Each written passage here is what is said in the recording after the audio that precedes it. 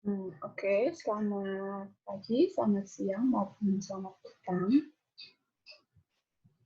Hari ini kita akan bertemu lagi dalam kuliah Sosiologi Antropologi Pendidikan. Namun yang berbeda dengan hari ini, kuliah kita melalui jaringan virtual seperti ini, mengingat ada beberapa kendala seperti yang sudah kita ketahui. Nah, semoga nantinya dengan perkuliahan virtual seperti ini, pesan, materi bisa tetap didapatkan oleh mahasiswa sekalian sehingga bisa menambahkan pengetahuan terkait dengan materi dan mata kuliah Sosiologi Antropologi Pendidikan. Kemarin, teman-teman sudah belajar mengenai perspektif antropologi dalam pendidikan melalui media Bismart ya. Sudah ada beberapa tugas juga. Nah, minggu ini kita tidak menggunakan Bisma dulu, tapi kita akan menggunakan media Zoom untuk saya memaparkan materi mengenai sosialisasi dan kepribadian. Nah, kita akan lihat apa itu sosialisasi dan kepribadian.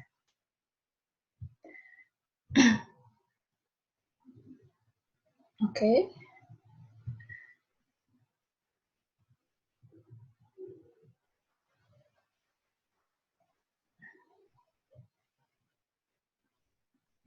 Nah, kita lihat apa itu sosialisasi. Mungkin teman-teman sudah banyak ya yang mendengar mengenai sosialisasi di kampus, di masyarakat, banyak kemudian yang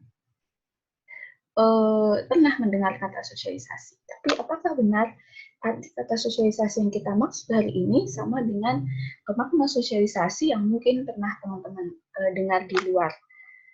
Di sini proses sosialisasi adalah proses secara sederhana adalah proses belajar manusia sepanjang hayat. Atau kalau kita lihat dari segi teoritisnya, proses sosialisasi adalah proses mempelajari nilai, sikap, pengetahuan, berbagai keterampilan, dan berbagai teknik yang dimiliki masyarakat atau yang menyangkut kebudayaan.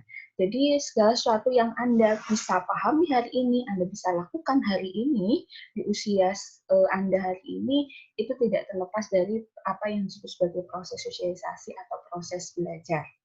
Nah, melalui proses sosialisasi ini, individu belajar tingkah laku, kebiasaan, pola kebudayaan, keterampilan sosial seperti berbahasa dan bergaul. Nah, proses sosialisasi ini tadi saya katakan merupakan proses panjang hayat dari manusia lahir sampai kemudian manusia meninggal, semua orang mengalami proses sosialisasi. Nah, nanti yang membedakan adalah tempat atau istilahnya sarana atau agen di mana kita melakukan sosialisasi dan juga tahapan-tahapannya. Nah, sehingga bagaimana Anda hari ini bisa tahu makan menggunakan tangan kanan, kita tahu mengenai standar kesopanan dengan orang tua misalnya, itu kita tahu dari proses sosialisasi terutama yang dilakukan di dalam keluarga. Nah, kemudian proses sosialisasi ini secara umum tujuannya ada dua, yaitu sebagai salah satu sarana pembentukan identitas diri. Jadi identitas Anda hari ini, identitas kita semua, kepribadian, watak, sifat, selain dipengaruhi oleh keturunan atau disebut sebagai nature, juga dipengaruhi oleh proses sosialisasi yang dilakukan oleh keluarga maupun masyarakat sekitar yang kemudian disebut sebagai nurture. Yang kedua, tujuan proses sosialisasi adalah untuk menjadikan individu sesuai dengan keinginan masyarakat. Jadi bagaimana kemudian kita harus mengikuti aturan-aturan yang ada dalam masyarakat, nilai-nilai, pedoman, norma, itu kita lalui dengan adanya proses sosialisasi. Nah, kemudian tadi secara umum, secara khususnya ada 4 tujuan sosialisasi. Ada disiplin, aspirasi, identitas, dan juga peran. Kita akan bahas masing-masing tujuan sosialisasi ini dari disiplin sampai kemudian ke peran. Yang pertama, disiplin. Di sini, tujuan sosialisasi adalah mengajarkan tentang dasar-dasar disiplin dari yang sederhana sampai pada metode ilmu pengetahuan. Bagaimana Anda kemudian diajarkan untuk misalnya setiap pagi, setiap hari mungkin mandi sehari 2 kali, pagi dan sore, kemudian makan paling tidak sehari 3 kali, itu dilakukan dari proses sosialisasi. Anda di rumah diajarkan kalau misalnya kecil pagi mandi, kemudian sore juga kemudian menyuruh mandi, atau misalnya kalau kita lihat dari nilai-nilai agama, mungkin beberapa yang beragama Muslim diajarkan untuk sholat sehari 5 waktu dari subuh sampai isya. Itu proses-proses itu mengajarkan kita untuk disiplin. Itu disiplin dari yang sederhana dilakukan di keluarga. Bisa jadi nanti kita juga melakukan tujuan disiplin ini dalam sarana atau agen sosialisasi lain di sekolah misalnya. Di sekolah juga melakukan proses-proses sosialisasi dengan tujuan disiplin. Contohnya misalnya ketika Anda harus masuk jam 7 sekolah, kalau nanti tidak masuk, Anda dikunci di luar gerbang. Atau misalnya ketika Anda harus mengerjakan tugas yang diberi waktu 1 minggu, misalnya kalau Anda tidak mengerjakan itu di dalam waktu 1 minggu, maka kemudian ada sanksi. Itu salah satu contoh bagaimana proses sosialisasi harus dilakukan sebagai tujuan untuk menerapkan kedisiplinan. Kemudian, orang tua sudah mulai melatih disiplin dari bayi, tadi misalnya dimandikan 2 kali, dan sebagainya. Masalah disiplin tidak hanya terkait dengan aktivitas di dalam rumah saja, tapi juga menyangkut kegiatan di luar rumah, seperti aktivitas belajar, tadi yang saya contohkan di sekolah, bekerja, lebih umum lagi bagaimana kemudian misalnya Anda disiapkan untuk terjun ke dalam dunia pekerjaan yang sangat menuntut kedisiplinan yang tinggi, dan lain sebagainya. Itu fungsi yang pertama atau tujuan yang pertama, yaitu disiplin. Kemudian kita lihat tujuan yang kedua adalah aspirasi. Aspirasi di sini adalah bagaimana kemudian proses sosialisasi atau proses penanaman nilai-nilai dari satu generasi ke generasi selanjutnya, itu terdapat aspirasi-aspirasi atau keinginan dari satu masyarakat atau dalam satu keluarga. Bagaimana Anda dididik di keluarga, misalnya, itu adalah salah satu perwujudan dari bagaimana orang tua menginginkan Anda menjadi orang yang seperti apa. Itu maksud dari tujuan aspirasi. Misalnya, mungkin Anda dididik dalam keluarga militer, mungkin beberapa orang tua menginginkan Anda untuk ikut terjun di dalam pekerjaan yang berkaitan dengan militer, sehingga kemudian proses sosialisasi yang ada di dalamnya juga berkaitan dengan nilai-nilai militer, sehingga harapannya Anda akan siap. Nah, itu salah satu contoh aspirasi. Atau kalau dalam konteks masyarakat lebih luas, bahwa Anda diajarkan menggunakan bahasa Jawa, kan Anda lahir dan tumbuh di Jogja, itu juga salah satu contoh aspirasi. Bagaimana masyarakat Jogja menginginkan Anda untuk bisa menggunakan bahasa Jawa dan kemudian melestarikannya. Itu contoh aspirasi. Kemudian yang ketiga adalah berkaitan dengan identitas. Tadi sudah sempat saya sampaikan bahwa salah satu tujuan sosialisasi adalah menemukan identitas dari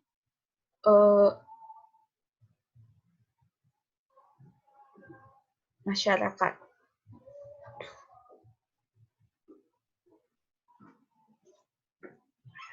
Aduh. Ketemu Pak. Ini lagi rekaman. Pak.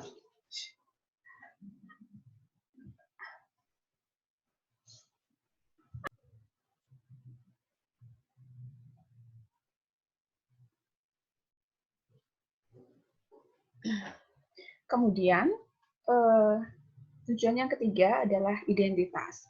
Tadi saya sampaikan bahwa salah satu tujuan sosialisasi adalah bagaimana individu bisa menemukan identitas dirinya melalui proses-proses sosialisasi yang dilakukan. Sehingga di sini sosialisasi memberikan identitas kepada individu melalui aspirasi-aspirasi yang disampaikan oleh orang tua, oleh masyarakat, maupun oleh sekolah. Di sini kemudian biasanya proses-proses sosialisasi bisa membentuk kepribadian maupun membentuk identitas dari seorang individu. Dengan sosialisasi, individu belajar untuk mencari konsep dirinya atau identitas dirinya. Misalnya kita lihat bagaimana kemudian pola sosialisasi yang dilakukan di dalam keluarga itu bisa kemudian memengaruhi pembentukan kepribadian dari anak. ketika di dalam sebuah keluarga anak itu terlalu dikekang, anak tidak bisa diberikan kesempatan untuk mengekspresikan pendapat, mengungkapkan pendapat, maka biasanya kemudian ketika besar anak juga akan menjadi orang yang istilahnya tidak terbiasa untuk mengungkapkan pendapat dan tidak terbiasa untuk mengekspresikan apa yang dirasa, dan cenderung menjadi anak yang temperamental karena dari kecil sudah terbiasa untuk kemudian ditekan. Itu salah satunya. Kemudian sebaliknya, kalau anak terbiasa untuk orang tua mengekspresikan rasa sayang kepada anak, sehingga kemudian ketika besar anak juga terbiasa mengekspresikan emosi-emosi yang dirasakan, yaitu sedih, bahagia, dan tidak kemudian menjadi individu yang temperamen dan memendam semua yang dirasakan. Gitu. Atau misalnya tadi contohnya bahasa, ketika Anda sebagai bagian dari suku Jawa, Anda bisa kemudian menggunakan bahasa Jawa, maka Anda bisa teridentifikasi, oh ini orang Jawa, kan Anda bisa menggunakan bahasa Jawa. Atau mungkin dari teman-teman yang dari suku lain, Sunda mungkin misalnya, Anda bisa teridentifikasi, oh ini Anda sebagai salah satu bagian dari suku Sunda, karena Anda bisa menggunakan bahasa di mana bahasa itu diajarkan melalui proses sosialisasi. Itu yang ketiga. Kemudian yang terakhir adalah peran. Sosialisasi mengajarkan tentang peran yang menyangkut hak dan kewajiban, apakah yang harus dilakukan dengan status yang dimilikinya. Jadi ketika di awal pertemuan kita sudah bahas mengenai apa itu status dan peran ya. Status adalah posisi atau kedudukan seseorang di dalam sebuah lingkungan sosial yang selalu diikuti oleh peran, yaitu hak dan kewajiban sesuai dengan statusnya. Sehingga bagaimana kemudian Anda menjalankan hak dan kewajiban Anda dalam setiap lingkup sosial itu dipengaruhi oleh bagaimana proses sosialisasi yang diajarkan oleh orang tua maupun sekolah. Misalnya kalau di dalam rumah, peran status Anda sebagai anak, peran Anda misalnya hak dan kewajibannya Anda mendapatkan kasih sayang, mendapatkan perlindungan secara ekonomi, kemudian Anda juga harus menghormati dan menyayangi orang tua. Beda lagi nanti dengan di sekolah, status Anda sebagai siswa atau mahasiswa, maka perannya juga beda. Anda berarti di sekolah harus misalnya mengerjakan tugas, harus mengikuti ujian, harus misalnya tepat waktu, disiplin, menghormati guru dan karyawan.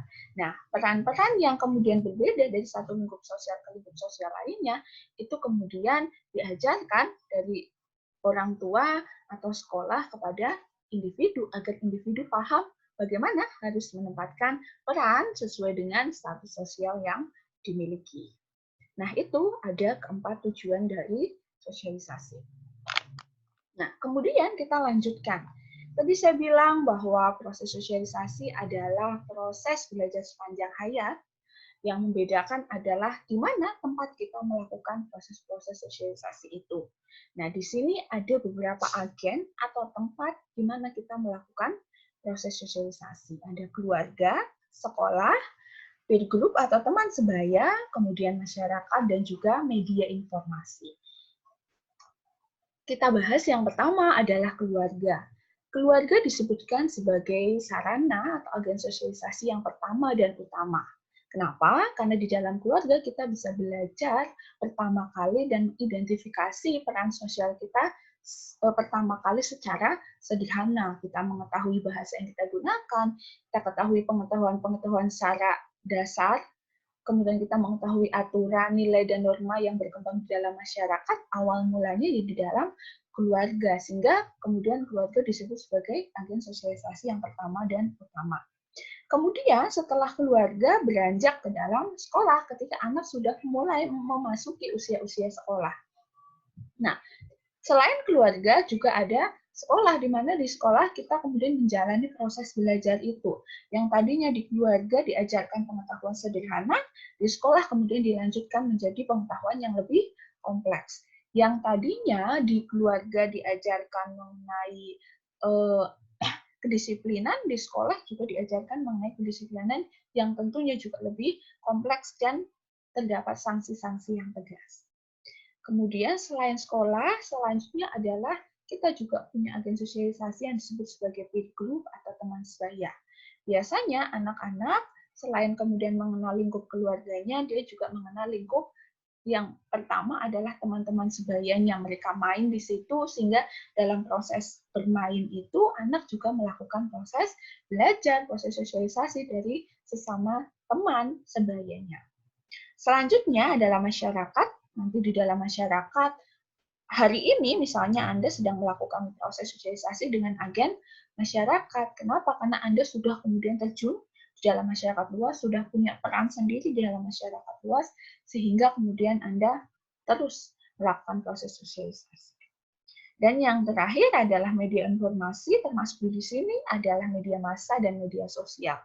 Hari ini, di era teknologi ini, media informasi menjadi salah satu agen sosialisasi yang paling penting ya, karena mungkin Anda tidak mendapatkan info, misalnya hari ini tentang corona, dari keluarga, sekolah misalnya, tapi Anda justru lebih banyak mendapatkan itu dari media sosial yang Anda miliki, dari media massa, cetak maupun elektronik. Sehingga hari ini media informasi menjadi sangat-sangat penting dalam proses-proses sosialisasi atau proses-proses belajar yang dilakukan oleh seseorang.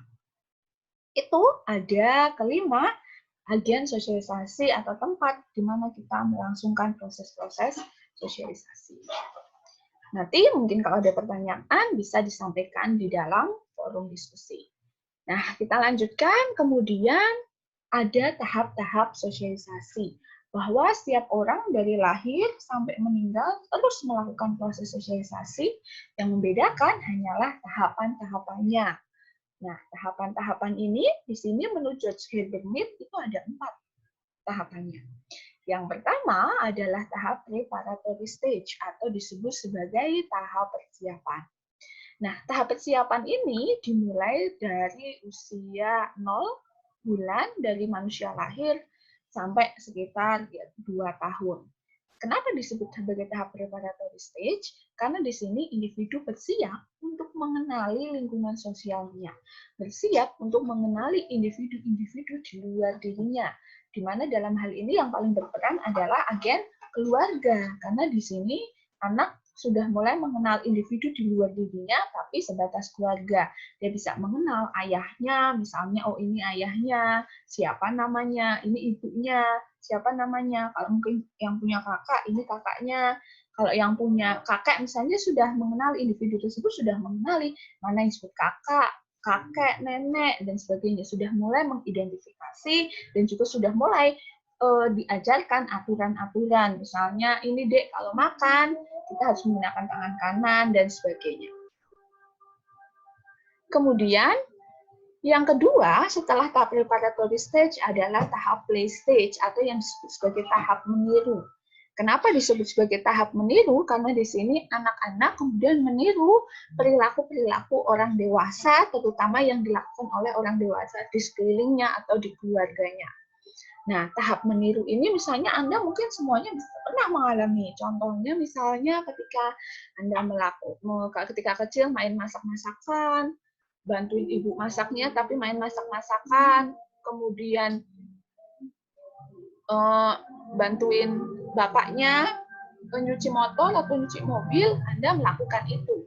Kenapa Anda melakukan itu? Karena di sini Anda meniru peran-peran orang dewasa karena Anda belum memiliki peran dewasa sendiri sehingga Anda meniru.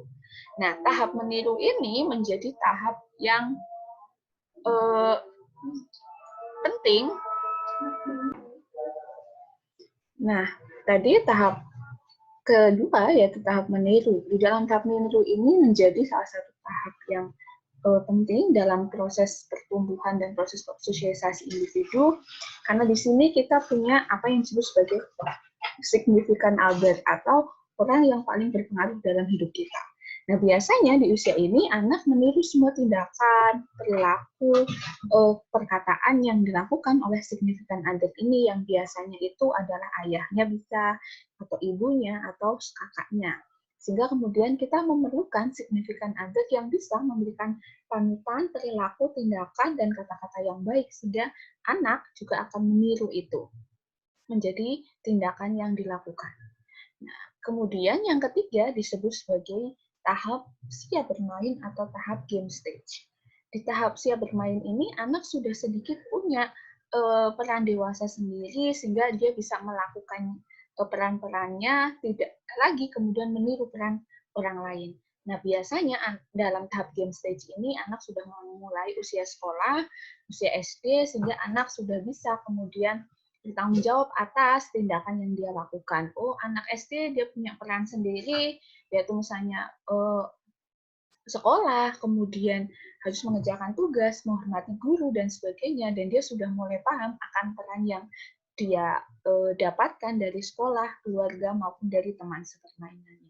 Sehingga di sini disebut sebagai tahap siap bermain, dan anak sudah mulai paham mengenai aturan yang ada dan juga konsekuensi ketika kita melanggar aturan tersebut. Kemudian yang keempat, yang terakhir adalah disebut sebagai generalized other atau tahap persiapan norma kolektif. Anda semua yang ada di sini, teman-teman yang sekarang sedang kuliah, sedang melakukan proses sosialisasi dengan tahap generalized other. Kenapa? Karena di sini, dalam tahap ini, individu sudah kemudian terjun di dalam masyarakat luas dan sudah punya peran dewasa sendiri. Anda misalnya mahasiswa, punya perannya sendiri. Anda sebagai anggota organisasi, pengurus, ketua, dan sebagainya, Anda sudah punya peran sendiri. Di keluarga, misalnya, Anda sudah punya peran dewasa sendiri. Di sini orang sudah mulai tahu bagaimana kemudian melakukan aturan, misalnya bagaimana menyesuaikan proses-proses, menyesuaikan dinamika perubahan sosial yang ada. Kita bisa lihat contohnya bagaimana orang tua juga melakukan proses sosialisasi di tahap keempat ini atau generalized other. Misalnya ketika dulu masa orang tua kita muda, nenek kita muda, mungkin belum ada HP. Sehingga definisi dari komunikasi itu harus dilakukan secara langsung, tatap muka. Ataupun ketika itu bisa dilakukan melalui media surat, maka dari jarak waktu, dari pesan yang disampaikan dengan respon yang kita dapat itu mungkin sedikit memerlukan banyak waktu. Nah, hari ini ternyata proses komunikasi sudah berubah. Hari ini kita bisa berkomunikasi walaupun dengan jarak yang ribuan kilometer, tapi kita bisa komunikasi dengan real time. Kita langsung mengirim pesan dan langsung tahu respon dari pesan yang kita sampaikan melalui HP, WhatsApp, video call, dan sebagainya. Dan orang tua harus mempelajari ini, apa yang dulu tidak ada dan sekarang ada, dan merubah konsep-konsep komunikasi yang sebelumnya dipahami. Sehingga orang tua kita juga mengalami proses sosialisasi dalam tahap generalized other ini. Nah, itu keempat tahap proses sosialisasi menurut George Herbert Mead. Selanjutnya kita akan lihat secara umum ada dua bentuk sosialisasi. Ada yang disebut sebagai sosialisasi primer dan yang kedua adalah sosialisasi sekunder.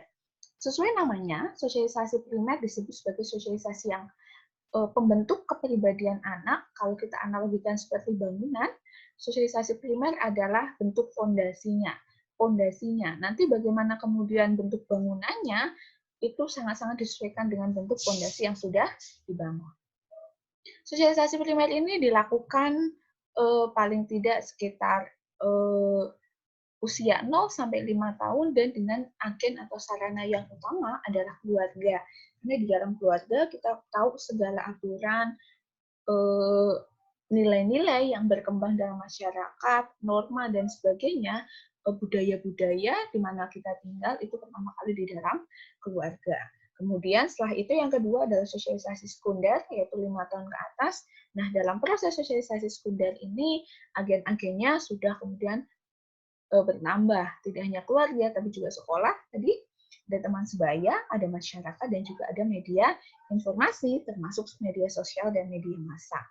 Nah, sosialisasi sekunder ini, tadi kalau kita analogikan sebagai bangunan, itu sudah kemudian tinggal melanjutkan apa yang ditanamkan oleh sosialisasi primer.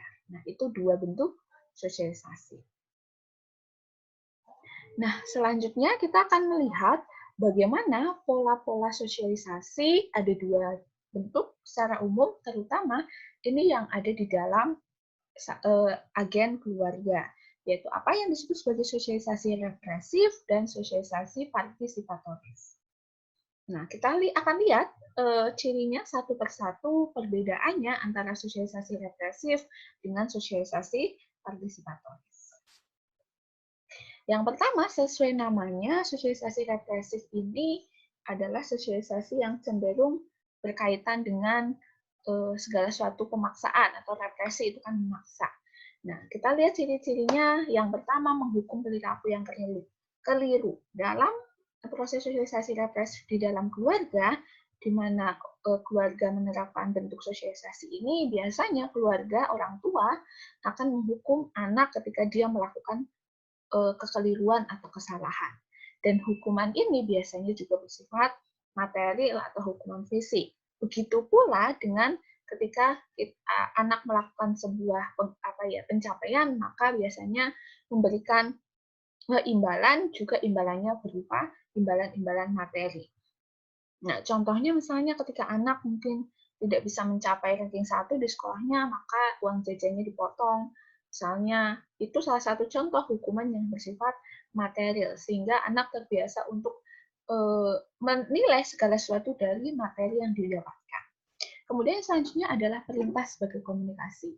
Dalam sosialisasi represi ini, keluarga lebih menekankan kepada perintah, sehingga komunikasi antara anak dengan keluarga itu hanya berkaitan dengan sosialisasi, hanya berkaitan dengan perintah. Misalnya orang tua menginginkan anaknya untuk kuliah di jurusan kedokteran, maka ya dia nggak mau harus melakukan itu. Keluarga ingin anaknya les bahasa Inggris misalnya, maka itu yang kemudian dilakukan dalam proses sosialisasi. Kamu harus ini terhadap anak. Kemudian sehingga kemudian komunikasi bersifat satu arah, hanya antara orang tua kepada anak, tapi tidak ada timbal balik anak kepada orang tua. Anak tidak bisa mengekspresikan keinginannya, menyuarakan kata hatinya setuju atau tidak setuju terhadap keinginan dari orang tua, sehingga komunikasinya bersifat satu arah, cenderung orang tua kepada anak.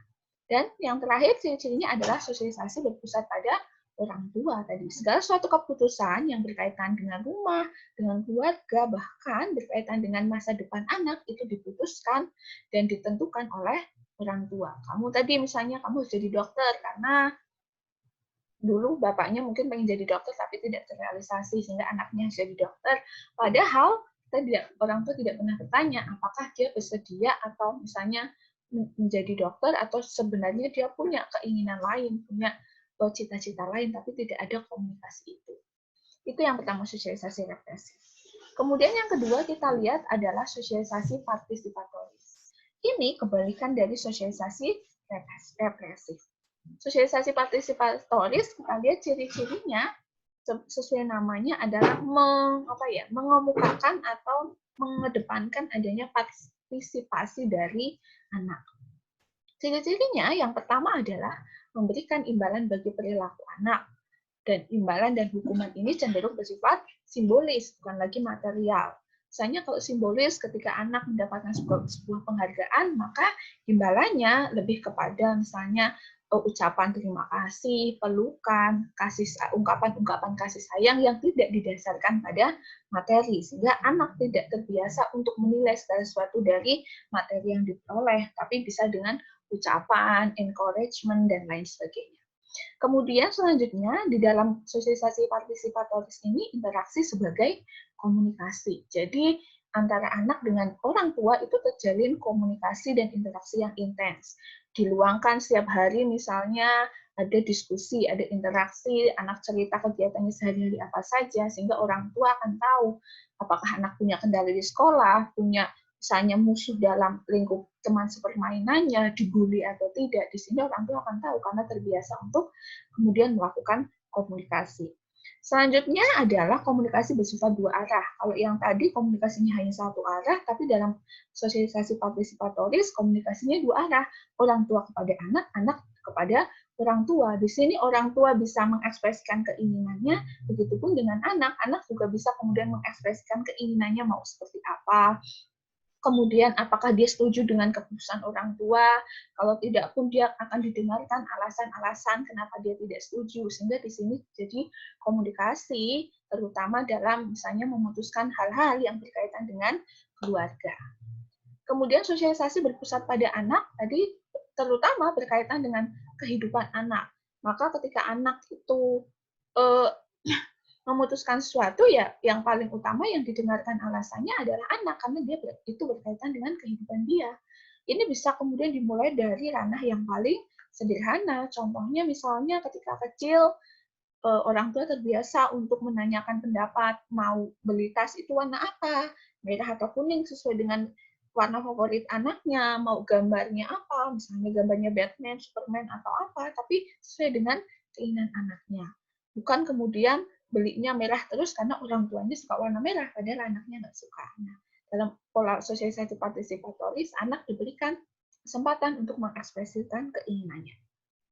Nah, yang terakhir adalah keluarga mempunyai tujuan yang sama, sehingga antara orang tua dengan anak masing-masing memiliki jalan, walaupun mungkin jalannya beda, tapi mereka punya tujuan yang sama.